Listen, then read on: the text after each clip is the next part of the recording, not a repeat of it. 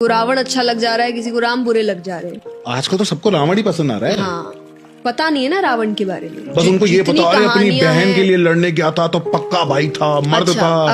अब ये हो गई डिमांड। इस भाई ने बहन के पति को मारा था और किसी को ये भी नहीं पता शूर्पणखा ने सब प्लानिंग करके रावण को मरवाने के लिए किया था। जब उन्होंने पहली बार श्री राम को देखा था वन में, क्योंकि वो उनके एरिया में थे शूर्पणखा के, उसने देखा, उन्होंने शक्ति देखी, वो समझ गई यही है जो इसको खत्म कर सकता है। इसलिए वो जानबूझ के उनके पास गई। फिर वो सारे कथाएं हुई, फिर वो अपने भाई के पास आई, फिर भाई को भड़काया कि उनके साथ जो पत्नी है वो अति सुंदर है, वो तो लंका की महारानी होनी चाहिए। तो वो एक तो बहन के कोई बदले के लिए गया नहीं था, उसे था अपने लंका को और शानदार बनाना।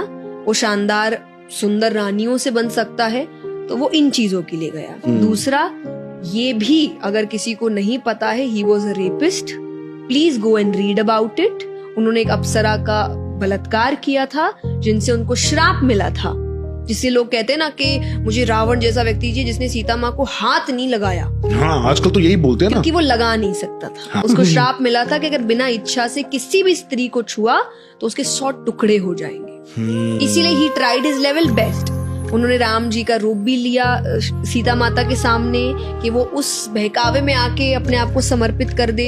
उन्होंने ये भी अफवाह फैलाई कि राम जी तो मर गए हैं युद्ध में, हाँ। कि अब बेचारी हार के अपने आप को समर्पित कर ले, पर अपनी मर्जी से एक बार समर्पित हो गई तो हो गई मेरी। तो ये बातें लोगों को पता नहीं है, पढ़ते नहीं है, तो उनको गलत चीजें सही लगने लग जाती है और सही चीजें। बट देन भी से कलयुग आ रहा है। एक और बात बोलते हैं लोग कि राम जी तो वन में थे, तो वो जब शूर्पणखा आई थी, वो जो हिरण था, हिरण का क्या करने गए थे? शिकारी तो करने गए थे। जी नहीं, उन्होंने कहा था मैं अयोध्या लेके जाऊंगी, इतना सुंदर है सीता माता ने। फिर जब वो बहुत देर तक नहीं आया तब राम जी समझ गए थे कि ये हिरण नहीं है, इसीलिए उन्होंने एंड में तीर चलाया।